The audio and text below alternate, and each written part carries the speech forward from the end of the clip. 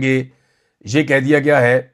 آزاد کشمیر کے صحافیوں کو، اور انہیں سختی سے منع کیا گیا ہے کہ ہم جو بھی آپریشن کرنے جا رہے ہیں اس کے بارے میں کوئی بات نہیں کرنی۔ آئی جی نے فوری طور پہ ایک بیانیہ بنایا۔ آئی جی آپ جانتے ہیں وہی جو کہتے ہیں کہ اتنے ہزار بندے مار دیں تو جو ہے وہ ملک ٹھیک ہونا شروع ہو جائے گا، اتنے بندے مارنے ہوں گے فوری طور پہ اگر آپ نے ملک کو ٹھیک کرنا ہے تو آئی جی کیپٹن ریٹائر لیاقت یہ کہہ رہا ہے کہ جی کالعدم ایکشن کمیٹی کے شرپسندوں نے سڑکیں کھود دی ہیں، اربوں روپے کا نقصان کر دیا ہے، درختوں کو کاٹ کاٹ کے ٹمبر مافیا کو دے رہے ہیں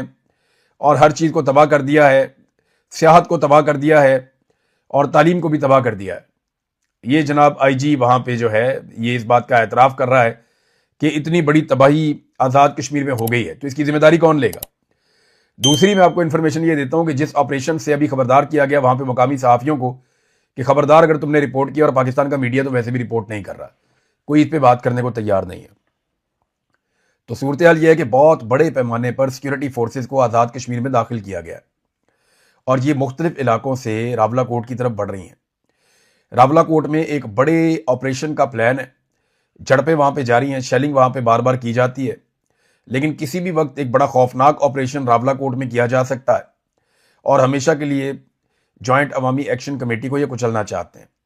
اور یہ سب کچھ انہیں کرنا ہوگا اسی اگست کے مہینے میں یا سپتمبر کے پہلے ہفتے میں۔ ٹائم ان کے پاس بہت کم ہے کیونکہ سپتمبر کی 27 تاریخ تک پاکستان تحریک انصاف کو بھی نمٹنا ہے۔